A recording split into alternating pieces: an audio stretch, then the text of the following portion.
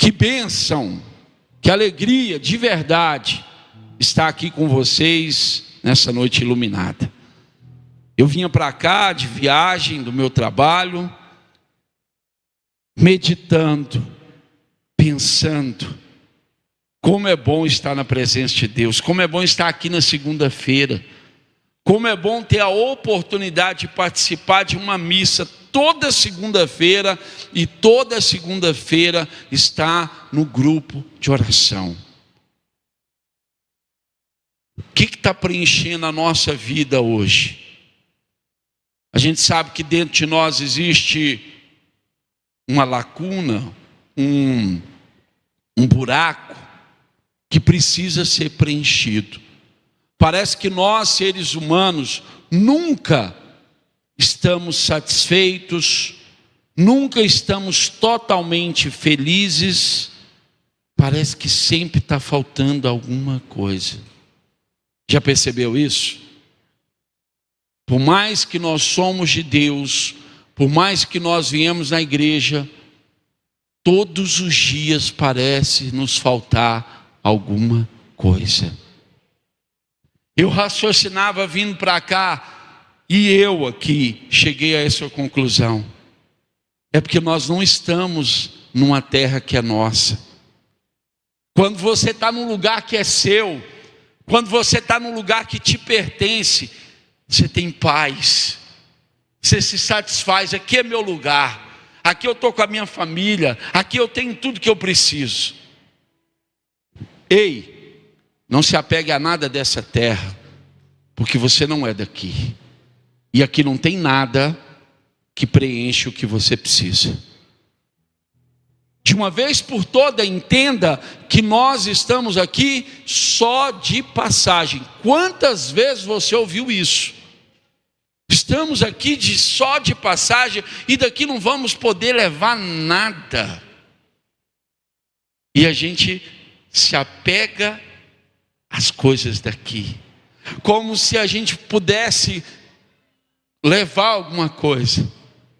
E aí nós, na ânsia de ter alguma coisa que nos preenche, nós ficamos o tempo todo à procura. Será que é isso? É uma pessoa? É um carro? É uma casa? É um trabalho? É dinheiro? É fama? É conquista? É um corpo legal? O que será que é? E depois de correr atrás de tudo e às vezes alcançar todas as coisas, a gente percebe que a gente ainda se sente vazio. Parece que algo ainda está faltando. Pensa numa coisa que você lutou tanto para conseguir. Feche os olhos um pouquinho. Todo mundo aqui já pensou em já desejou alguma coisa e conseguiu. Talvez tenha muitas outras que você ainda não conseguiu.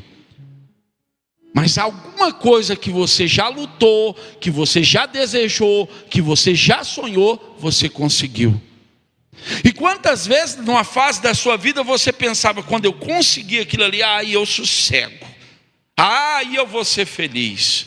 E depois de conquistar aquilo, você falou, não, está faltando mais, agora eu quero outra, eu quero mais. Olha aqui para mim. E vindo para cá, eu percebi que eu não sou daqui, que eu estou aqui de passagem, e que eu não quero me apegar a mais nada, porque só Ele é o tamanho do meu vazio, o tamanho de tudo que eu preciso. Eu não estou dizendo para a gente armar a rede, deitar e falar, vamos esperar a morte então, porque se nós não somos daqui. Não, nós vamos viver, e viver bem, e fazer o nosso melhor a cada dia, sem se apegar a nada, nos preparando todos os dias para um grande encontro, que talvez vai acontecer daqui 2 dias, 3 dias, 1 semana, 1 ano, 2 anos, 3 anos, talvez a 60, a 70, eu não sei que a idade que você tem. Mas eu estou me preparando todos os dias para aquilo que de verdade Vale a pena empenhar tempo, vale a pena empenhar tudo de nós, toda a nossa inteligência, toda a nossa força. Se as pessoas entendessem isso que nós estamos falando aqui, gente, a vida nesse mundo ia ser bem melhor. Nós seríamos pessoas bem melhores. Porque se eu não sou daqui e eu não preciso de nada daqui, eu não preciso passar a perna em ninguém, eu não preciso derrubar ninguém, eu não preciso fazer maldade nenhuma. Entende? Nós estamos vivendo um tempo da nossa igreja. Irmão, a luta nossa é entender qual é a prioridade da nossa vida. Eu tenho visto e acompanhado e atendido muitas pessoas que, se eu pudesse abrir a cabeça delas e colocar lá dentro qual que é a prioridade da vida dela, ela não consegue entender. Eu já descobri a minha. Eu já descobri, graças a Deus, as duras penas, demorou muito tempo, mas hoje eu sei qual é a minha prioridade. E é por isso que eu vivo a segunda-feira de forma intensa, sabe por quê? Eu acordo na segunda-feira pensando na missa, pensando no grupo de oração, pensando em vocês, porque não tem nada e nenhum lugar melhor para estar do que aqui. E não é porque eu estou aqui, e não é porque você está aqui, é porque Ele está aqui, esperando a gente, esperando a gente. Esperando com a mão estendida, esperando com alegria, esperando com ansiedade boa, de quem tem saudade de nós. Deus tem saudade de nós. Mas quando eu falo nisso, parece que tem tanto tempo que a gente não vem, não. Um dia sem você falar com Ele, um dia sem você olhar para Ele, dá saudade para Ele. E nós temos saudade de Deus, porque a gente só tem saudade daquilo que é a nossa prioridade. Meu coração dói quando eu percebo que Deus não é e está longe de ser a prioridade de muitas pessoas. Tão triste é. Eu não estou falando de uma prioridade de boca, eu não estou falando de uma prioridade, não, eu estou falando de uma vida enxertada e projetada em Deus, toda para Ele. É isso que Ele espera de nós. É isso que Ele espera de nós. Amém? Meu povo, precisamos olhar para os tempos que a igreja nos propõe. Presta atenção na liturgia da igreja e você vai ver que a igreja ela é toda organizada. E nós estamos sempre vivendo um tempo litúrgico, uma festa da igreja, algo que a igreja nos chama atenção para aquilo. No mês de setembro, a igreja nos chamou a atenção para quê? Para quê, gente? Cutuca quem está do seu lado e fala assim, está na hora de acordar. Por favor, acorde. Cutuca quem está do seu lado e fala, acorda aí, por favor. Sei que você trabalhou, sei que o dia foi tal, né? Mas acorda. Qual que é o tempo que a igreja nos chamou a atenção? Vocês ainda não...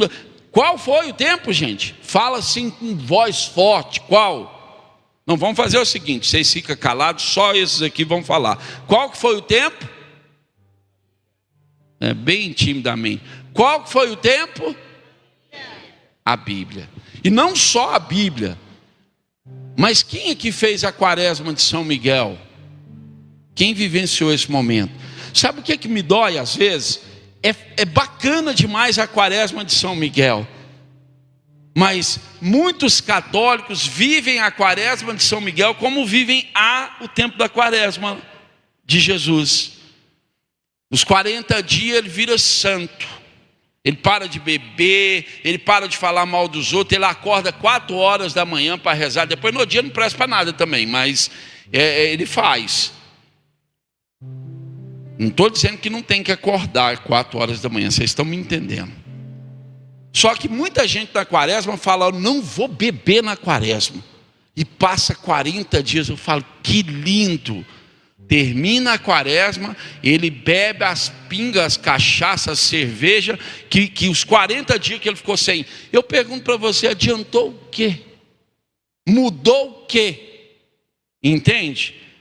40 dias não falei mal, 40 dias rezei o rosário, agora não rezo mais nada, não vou em missa, não vou em igreja. Já fiz 40 dias, tá bom, vai servir para o ano inteiro. Não é assim? É assim que as pessoas pensam. E nós estamos num tempo lindo. Terminou esse tempo, vai começar outro. Mas vem cá, eu quero agora, depois de ter vivido a quaresma de São Miguel e de ter vivido o mês da Bíblia, eu quero que isso fique marcado na minha vida, que isso mude a minha história. É como o Natal. Quando chega o Natal, há um convite para nós, para uma vida nova. É por isso que a igreja está sempre chamando atenção para algum tempo, porque aquele tempo precisa te marcar e proporcionar para você, e quem vai fazer isso é você, uma vida nova, um tempo novo, uma forma nova de rezar, uma forma nova de participar da palavra, de ler a palavra, de colocar a palavra em prática, um tempo novo de vir no grupo de oração, um tempo novo de vir na missa de uma forma diferente. A missa que eu vivenciei hoje aqui, eu nunca tinha vivenciado na minha vida. E Jesus falou para mim: amanhã, Sérgio, eu quero que você viva uma missa melhor do que essa, e depois da manhã outra melhor do que essa. Não participe mais da missa de corpo presente. Já viu falar daquela velório de corpo presente? O corpo está lá, mas a alma não está. Nós, muitas vezes, nós somos assim. A missa de corpo presente nosso. O corpo está, mas a cabeça não está, o coração não está, e a alma muito menos. Então, que se inaugure na nossa vida, a partir de hoje, um tempo novo, uma vida nova. Os problemas vão continuar sendo os mesmos, mas quem tem que mudar não é o problema. Esse é o grande erro que a gente... Eu vou viver bem quando os problemas mudar. Ah, então você vai viver bem nunca. Porque quem tem que mudar não é os problemas, quem tem que mudar é você. Você que vai ser diferente. E quem vai mandar nos problemas é você, não é eles que vão mandar em você. Entende isso? Inaugure. Olha para quem está do seu lado e fala: vamos inaugurar? Vamos começar hoje, a partir de amanhã, uma vida diferente. Mas não é igual aquelas dietas que você promete fazer, que hoje é o último dia, amanhã, e nunca faz, e nunca muda. Aquele exercício que você fala: amanhã eu pego para valer, aí não vai. Nós somos inconstantes demais. Eu vou começar a amar o meu marido do jeito que ele é, aí no outro dia o bicho acorda igual o Satanás. Aí você fala: Deus me livre, esse demônio não tem jeito. Vice-versa, viu? Não espere as coisas mudarem para você mudar. Deus não está esperando elas mudarem, Deus está esperando você mudar. Chegou a hora de você fazer a diferença. E é por isso que eu quero falar sobre um tema que faz a diferença e que inaugura um tempo novo na nossa vida, inaugurou na minha vida. Eu ainda tenho muitas coisas que eu preciso mudar, que eu preciso alcançar diante de Deus, mas isso aqui eu entendi, e isso inaugurou um tempo novo, mudou a minha história. Quem me conhece antes sabe que foi duas vidas totalmente diferentes. Eu quero falar daquilo que neutraliza você e eu,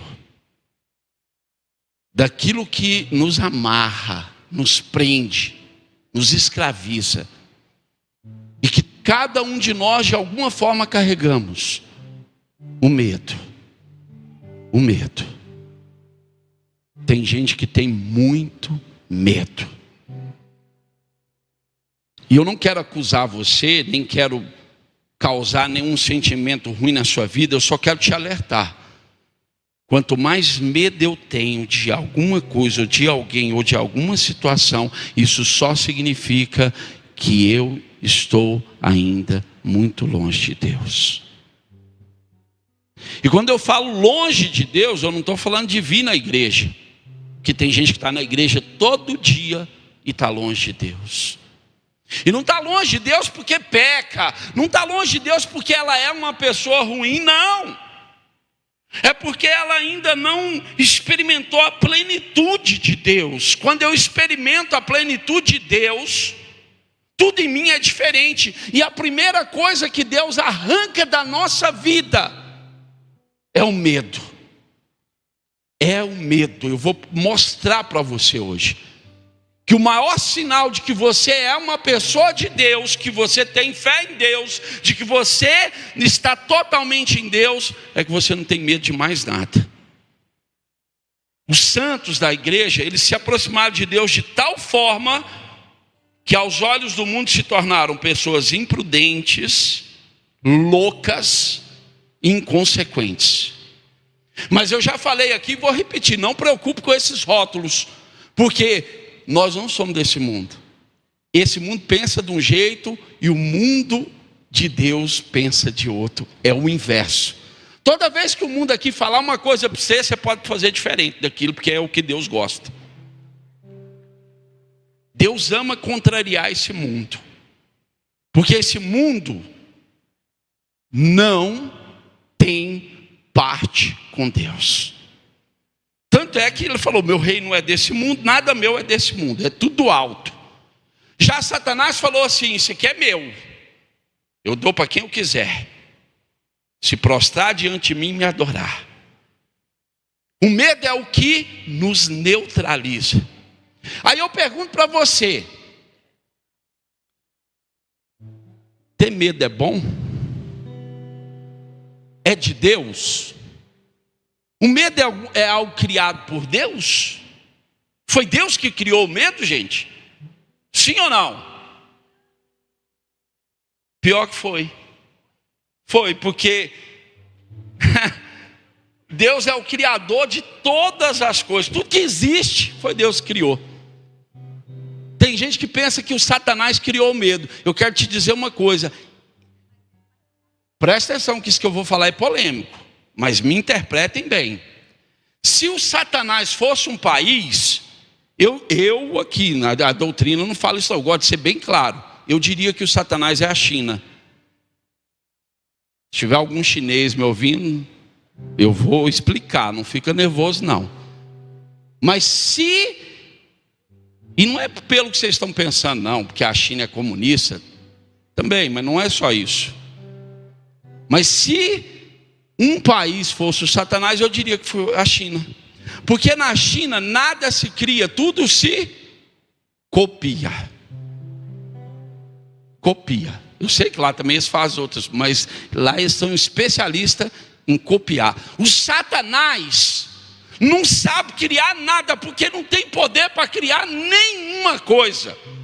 Então ele só copia. E é por isso que ele sempre aparece como se fosse algo bom, porque ele está tentando copiar algo de Deus. Mas olha para quem está do seu lado e fala, não se engane, isso não é original, isso é falso. Tudo que é copiado é falso. Pode até funcionar, mas não funciona como original. É por isso que tudo tem um selo de origem. Entende? Você está entendendo o que eu estou querendo dizer? Eu não estou menosprezando chinês nem China. Só estou mostrando, fazendo um comparativo aqui. Veja bem. O medo foi permitido por Deus. Você sabe o que é medo? A gente não para entender o que são. Eu tenho medo, mas o que é o medo? Vocês sabem? Alguém aqui saberia me explicar o que é o medo, a definição de medo? Vocês sabem? Qual que é? O que é o medo? Eu separei algumas coisas aqui à luz da doutrina católica. Medo é um estado emocional. Então a gente já tem aqui uma direção. O medo age na emoção.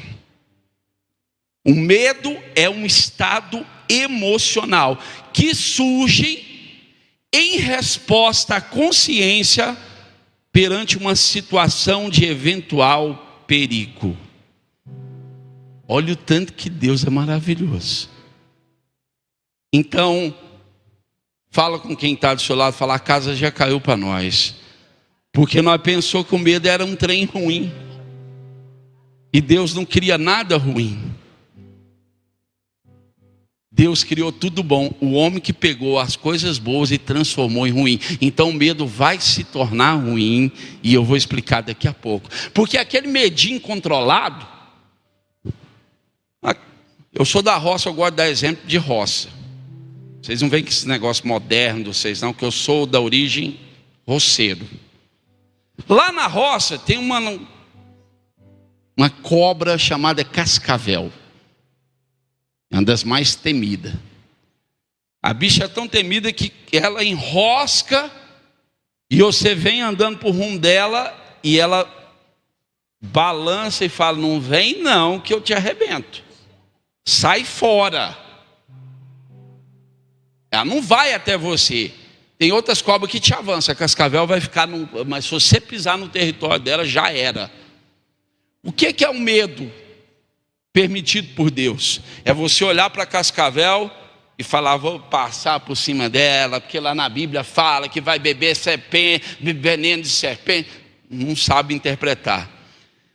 O medo, nesse caso, é coisa boa, porque você vai falar: é a cascavel. Eu não vou entrar em pânico, mas eu vou evitar. Deixa ela quieta, ela não faz mal para ninguém, aí você dá a volta. Então, o medo é um gatilho que te mostra o perigo, te alerta. Então esse medo é de Deus. Sabe quando o medo se torna algo terrível? Quando ele se torna uma fobia. O que é a fobia? O excesso do medo. É um medo potencializado. É um medo exagerado. Que a maioria de nós temos.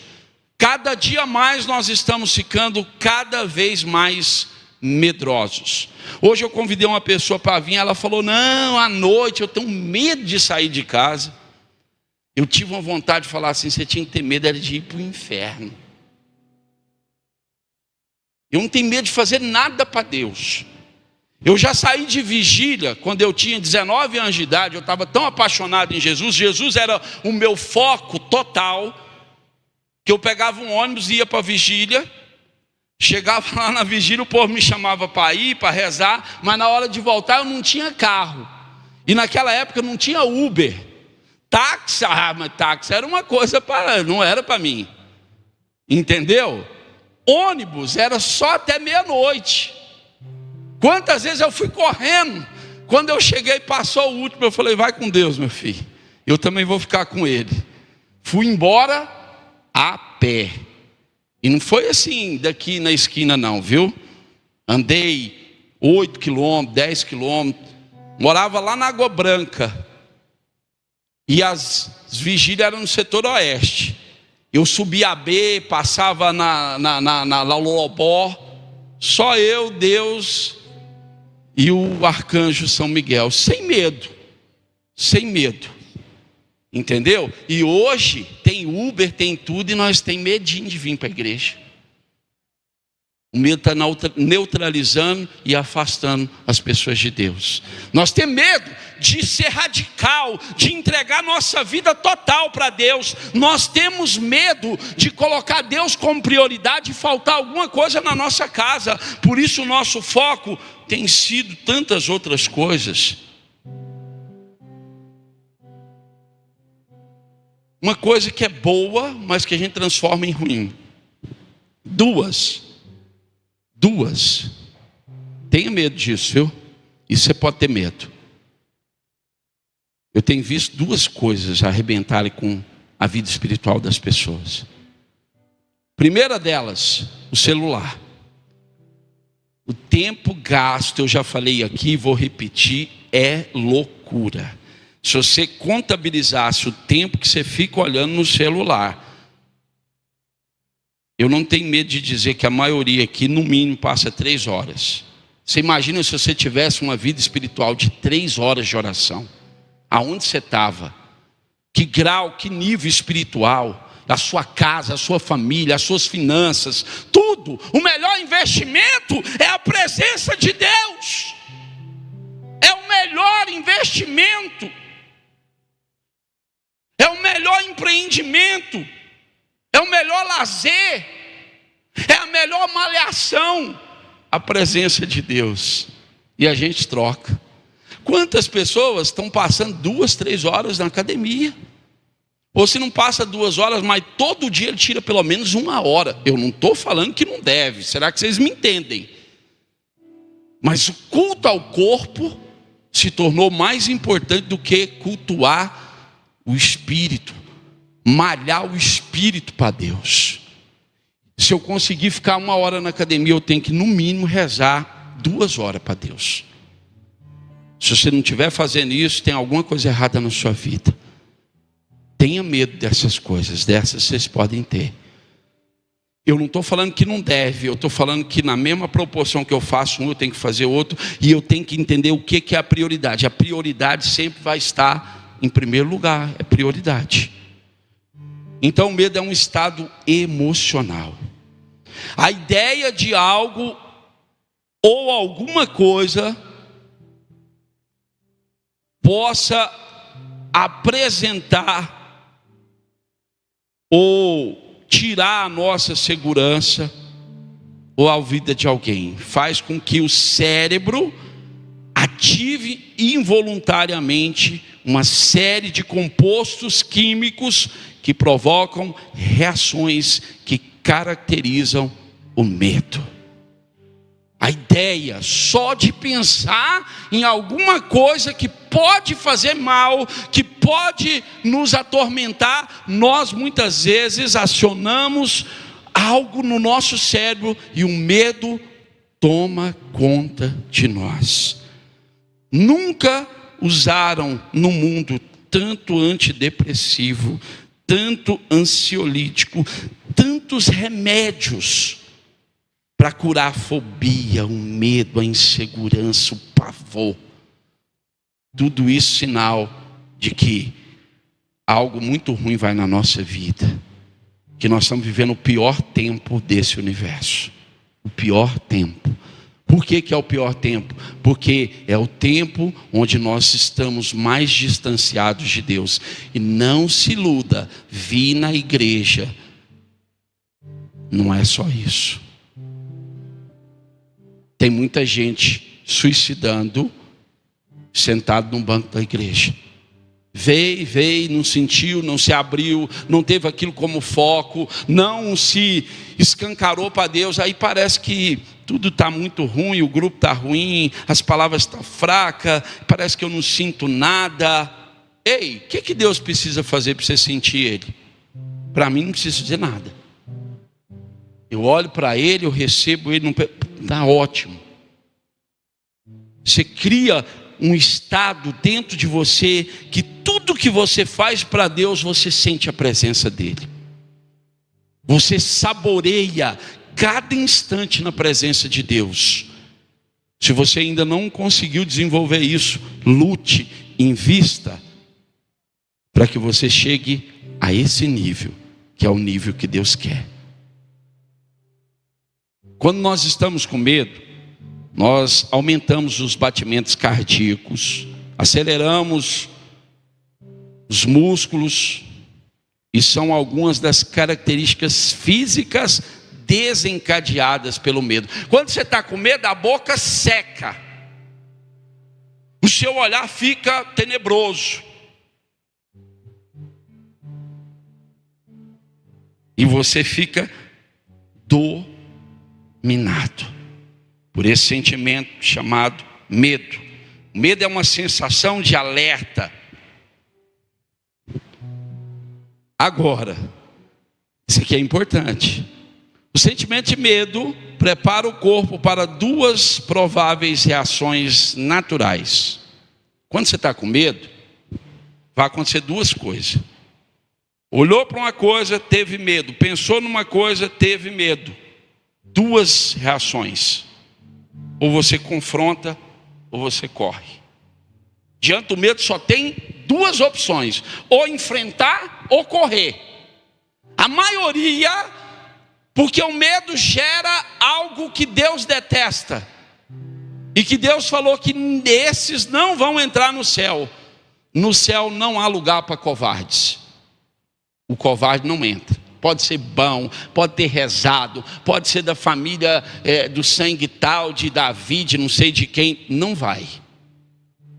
Olha para quem está do seu lado e fala: se você for covarde, não vai não. Pode olhar para essa pessoa e falar: se você for covarde, você não entra não, você não vai não. Não é eu que estou falando, é a palavra de Deus. Olha aqui para mim. Só existe uma forma de agradar a Deus. Eu já falei disso aqui várias vezes. Quem já ouviu as minhas pregações sabe do que eu estou falando. Qual que é a maneira mais palpável de agradar a Deus? Já falei disso aqui muitas vezes. Qual que é, gente? Aliás, só existe uma maneira de agradar a Deus de verdade: a fé. Porque lá no livro de Hebreus, no capítulo 11, está escrito assim: sem fé é impossível de agradar a Deus. Então, se sem a fé é impossível de agradar a Deus, qual é a maneira mais concreta de agradar a Ele? A fé. E aí a notícia não é boa. Porque para agradar a Deus tem que ter fé. Se não tiver fé, não agrada. Pode fazer de tudo, vir na igreja, tentar viver tudo, mas não tem fé. Então, porque tem gente que é assim, põe pano na cabeça, recebe a comunhão de joelho. Gente, pelo amor de Deus, eu não estou criticando nada disso. Eu não estou falando que isso é errado. Eu estou falando que isso são acessórios, mas que o que mais importante é o que está aqui dentro. Veste umas rouponas, bacana, tudo isso é válido. Mas se não tiver fé, esquece. Anda com o rosário enroscado. Tem uns que até tropeça e cai. Engraçado que anda com o rosário, mas não reza ele. Só para mostrar. Camisa de Nossa Senhora. Tudo. Bonito, maravilhoso. Vai comungar, ele faz assim, ó. Pensa numa pose. Não, gente, eu sei que vocês não gostam, mas eu falo mesmo. Eu falo. Pode comungar quietinho e tal, mas comunga e vive a comunhão. E vai lá para fora e deixa a comunhão se manifestar na tua vida, senão não adianta. Sem fé é impossível, não tem como agradar a Deus. Por quê? Porque a fé é o contrário do medo. Quando eu estou com medo, eu estou dizendo para o mundo espiritual que eu não tenho fé. Simples assim. Toda vez que o medo dominar a sua vida, a fé está sendo minada, ela está sendo colocada de lado. Isso é sério. E nós temos medo de muita coisa. E aí eu quero ler uma palavra para vocês. Pega comigo o Evangelho de São Marcos.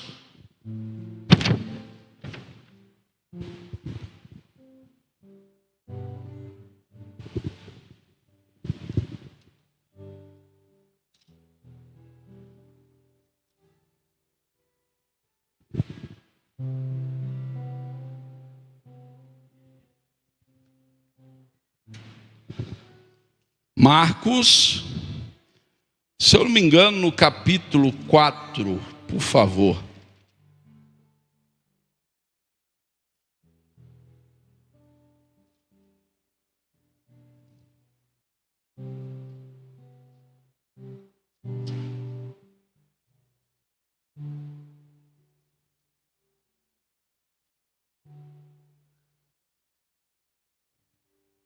Evangelho de São Marcos,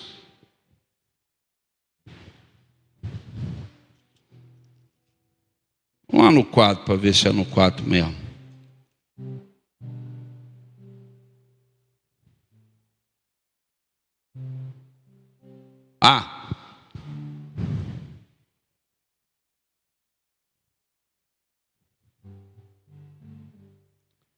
Versículo 37. Vamos para o 35. Marcos 4:35. Por favor, hoje não teve nenhuma aguinha para mim.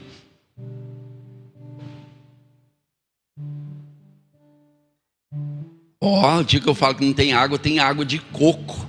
Que isso, hein? Melhor, né? Hidrata mais. Evangelho de São Marcos, capítulo 4, versículo 35.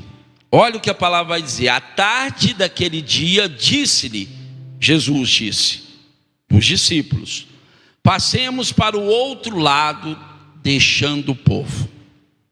Levaram consigo na barca, assim como ele estava, outras embarcações escoltavam. Nisso surgiu uma grande tormenta e lançava as ondas dentro da barca, de modo que ela já se enchia de água. Jesus se achava na popa, dormindo, sob um travesseiro. Eles acordaram-no e disseram: mestre, não te importas que perecemos? E ele despertando, repreendeu o vento e disse ao mar: silêncio, cala-te. E cessou o vento e seguiu a grande bonança. Mas ele não ia deixar barato, não. Ele disse-lhe: como sois medrosos, covardes. E o covarde foi eu que acrescentei aqui. Mas eu acho que ele quis dizer isso. Ainda não tendes o quê? Fé. Eles ficaram penetrados de grande temor e cochichavam entre si: quem é esse a quem até o vento e o mar obedecem? É igualzinho nós, está na presença de Deus todo dia. Quando ele faz uma coisa extraordinária, nossa, uai, quem é esse? É o mesmo que fez Lázaro sair do túmulo, é o mesmo que curou o cego, que fez o surdo ouvir. Mas a gente esquece das coisas que Deus já fez na nossa vida, dos milagres que Deus já realizou para nós. Quem é esse? Gente, essa palavra tinha que ser estudada mais. Ela tem uma simbologia violenta que muda a nossa vida. Olha aqui para mim. Você consegue entender o que aconteceu nessa palavra? Vamos lá. Eu estou falando em base do que a igreja pensa, viu? Eu tive a graça de estudar teologia e nós paramos um tempinho nessa palavra. Algumas coisas aqui que eu vou falar é revelação, mas eu fui estudar depois, tem tudo a ver com o que a igreja pensa. Eles estavam no barco, e lá no barco tinha Jesus. Só que Jesus do barco dormia, e com um travesseirinho ainda. Talvez ele estava até fazendo igual eu de vez em quando, dava uns roncadinhos. Jesus dormia, imagina, Jesus dormindo no barco. Fica aí, Senhor, de boa. Se o barco afundar, meu braço no Senhor, nós afunda junto. Estou no barco com Jesus, gente. Você olha para isso aí, você até julga os caras. Fala: que povinho sem vergonha. Se fosse eu. Só que você nunca parou para pensar numa coisa. Você sabe o que é esse barco? Esse barco é a igreja católica. É a igreja, nós estamos dentro do barco. Jesus está aqui dentro da igreja, mas nós não vemos, mas nós não acreditamos. Aí quando vem um câncer, a gente quer acordar Jesus, porque a gente não confia nele. Porque se a gente confiasse, vou sentar aqui, dorme Jesus, deixa o pau quebrar. Você está entendendo o que eu estou querendo dizer, não está? Deixa o pau quebrar, irmão. Deixa o pau quebrar na sua vida. Deixa o cachaceiro, na hora certa Deus pega ele. Deixa o menino da droga. Não estou falando para deixar, para largar. Deixa você no barco, fazendo o que é certo. Deixa o pau quebrar com as dívidas. Deixa o pau quebrar, meu irmão. Você vai arrancar os cabelos, você vai morrer antes da hora, você vai infartar, porque o medo infarta. Deixa o pau quebrar. Quem está no barco é Jesus, meu irmão, não é outra pessoa. Quem está no barco da tua vida, quem está no barco da igreja católica é Jesus Cristo. Ele Ele ressuscitou morto. Ele fez quem não falava falar, quem não escutava ouvir. Ele fez tudo. Por último, Ele derramou todo o sangue. E quando pensaram que Ele estava morto, acabado, Ele meteu o pé na porta, meteu o pé na pedra e saiu e acendeu o céu e falou: agora eu vou subir para lá, e agora que o pau vai quebrar, porque eu vou estar junto com meu Pai, e tudo que vocês pedirem em oração vai acontecer. Aleluia, aleluia. Deixa o pau quebrar, meu irmão. Quem está no barco é Jesus Cristo, entende? Ah, mas parece que ele está dormindo. A menina estava com câncer, parece que vai morrer, o médico falou que não tem jeito mais. Ei, ou você confia definitivamente na voz de Deus, ou você continua dando ouvido para os homens. Maldito seja o homem que confia no homem. A voz que manda na minha vida não é a voz da tribulação, não é a voz da falta do dinheiro, não é a voz da doença, é a voz de Jesus Cristo, meu irmão. É Ele que está no barco. E às vezes Ele finge que está dormindo, para perceber o grau de fé que você tem, até onde você é capaz de ir. Às vezes Ele finge que está dormindo. Quando a minha filha estava doente, Jesus parece que dormiu durante 3 anos. E eu tentei acordar Ele várias vezes, Ele continuou dormindo. Até o dia que eu entendi que o que cabia a mim eu já tinha feito. Agora é deixar Ele agir. Olha para quem está do seu lado e fala: sai da frente para Jesus agir na sua vida. Você está atrapalhando, irmão. Sai da frente. Deixa Deus agir, deixa o pau quebrar. Tudo parece que vai dar M 3 pontinhos. A gente pensa, mas não vai. Não vai. Quando ele acordou, o barco é quem? A igreja. Jesus é quem? Jesus. Eu sou o que sou. Entendeu? E o vento e as águas simbolizam os problemas dessa vida, todos eles. Todos eles. A hora que o barco parecia que ia afundar, eles não aguentaram. O medo deles foi tão grande, a covardia deles foi tão enorme, que eles acordaram Jesus. Jesus levantou, olhou para aquilo tudo e falou: cala-te. Foi só uma palavra. Não tem 2 palavras, é uma só. Quando Jesus liberar uma palavra de poder na sua vida, vai ser uma vez só.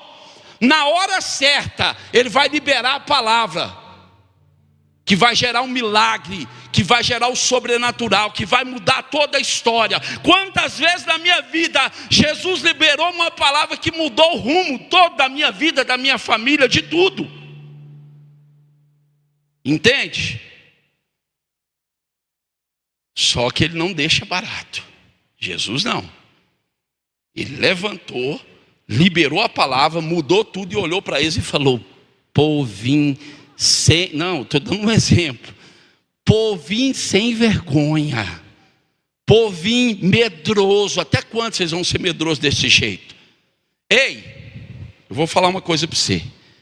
Grave essa palavra. Ela não é cristã, não.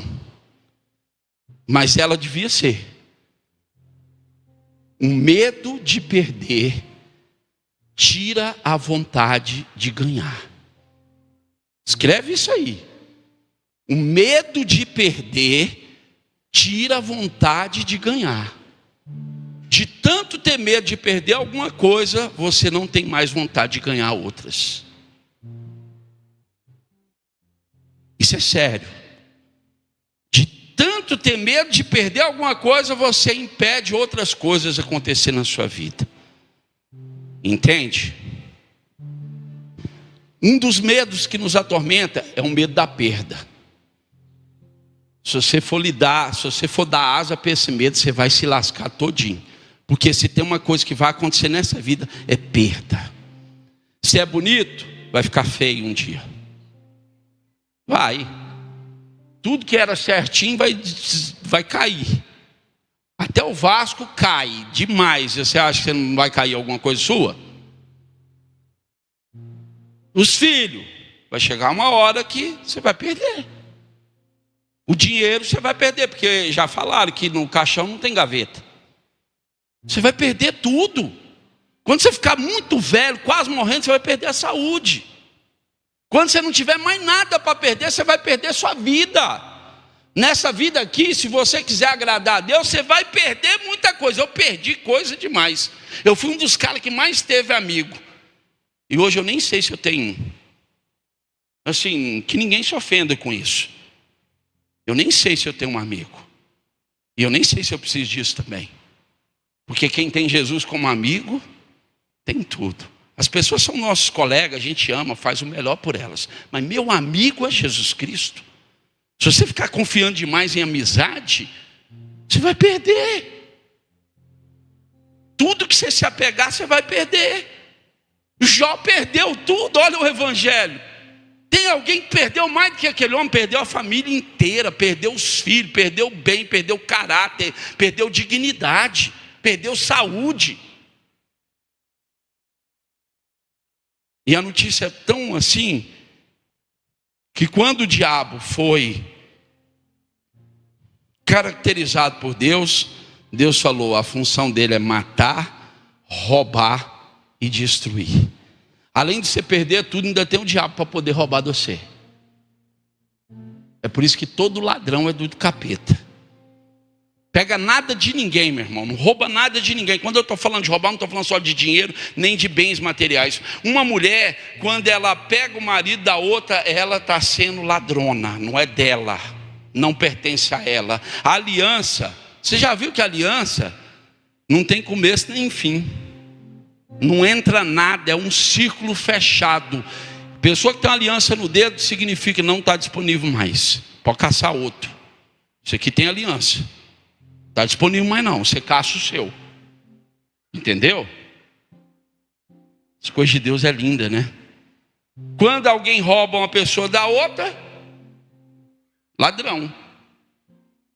Quando você pega a vaga que era para alguém, você está roubando. Quando você pega o banco que estava reservado para alguém, você está roubando. Gente, quantas coisas nós roubamos nesse mundo. Quando você maltrata alguém, você está roubando a felicidade dela. Quando você agride alguém, você está roubando a dignidade daquela pessoa. Quantas coisas roubaram de nós. Não tenha medo de perder. Não tenha medo. Ei, coisa séria para você gravar. Uma das palavras, se não a que mais foi citada na Bíblia. Sabe quantas vezes está escrito na Bíblia assim, não tenhais medo? 365 vezes. Quantos dias tem um ano? Cada dia, sabe o que Deus está querendo dizer com isso? Cada dia que você acordar, quando a gente pisa fora da cama, já lembra de um boleto para pagar, dá um medo na gente. Já lembra que alguém pode bater na sua porta com uma ação judicial para tomar alguma coisa sua. Se não está passando por problema financeiro, já lembra de alguém que está doente, já lembra que tem que trabalhar. Ei, eu queria falar aqui, não vai dar tempo. Tem tanto medo louco que vocês precisam de ver. Eu estava estudando aqui um medo, tem gente que tem medo de trabalhar. Tem gente que tem medo. Medo de trabalhar. Esse país, então, tem muita gente com medo de trabalhar. Eu não vou falar, mas tem uma pessoa muito importante para alguns. Para mim não vale nada. Tem um medo de trabalhar, nunca gostou. Mas fica no imaginário de vocês. Eu não estou dizendo nada para ninguém ofender. Tá? Não gosta de trabalhar. Está escrito aqui, ó. Tem gente que tem medo de trabalhar. Tem gente que tem medo de tomar banho. Medo de banho. Lá na França, eu acho que eles têm medo de tomar banho. É terrível, né? Faz assim, ó. Vê se tem alguém com medo. Quando tem medo de tomar banho, a gente sente. Aqui está perfumado, ó. O povo aqui tem medo da sogra. Isso tem até um nome. Me esqueci o nome aqui agora, mas tem um nome. Medo da sogra. Quantas pessoas têm medo? A sogra vai vir para minha casa, já começa a arrancar os cabelos. É sua mãe? Ah, eu já pensei que era a sogra, que eu falei, essa é diferenciada, ela traz a sogra para a igreja. Medo da sogra. Gente, medo de escuro, medo de ficar sozinho, medo de morrer, medo de falar em público. Sabia que os dois maiores medos do mundo, antigamente era o medo da morte, agora é o medo de falar, medo de socializar. Medo de falar, medo de conversar, medo de olhar para as pessoas. Tem gente que você olha para ele e ele desvia o olhar, e tem medo de olhar no seu olho. Nós estamos dominados por medo. Não é você não, viu, Roberto? Que eu olhei para você, mas não é você não. Tem homem que tem medo de mulher. O que mais tem hoje, não é você não, Roberto, é só para fazer uma... O que mais tem hoje é homem medroso. E eu vou falar para vocês que os homens estão mais medrosos do que as mulheres. Não é vocês que estão aqui não, porque os homens que não veio para a igreja têm medo de entregar a vida deles para Deus. É uns covardes. Aplauda os homens que estão aqui nessa igreja hoje. Esses é corajoso. Eu digo que a raça que mais cresce no mundo é a raça do homem banana. Vamos ficar de pé? Tem medo demais de tanta coisa que dava aqui para falar. Mas Deus quer eliminar todo medo. Feche seus olhos. Tinha um rei, chamava Acaz. Esse rei, a cidade dele estava sitiada, cercada. Deus falou a Acaz: junta seu exército e vai lutar.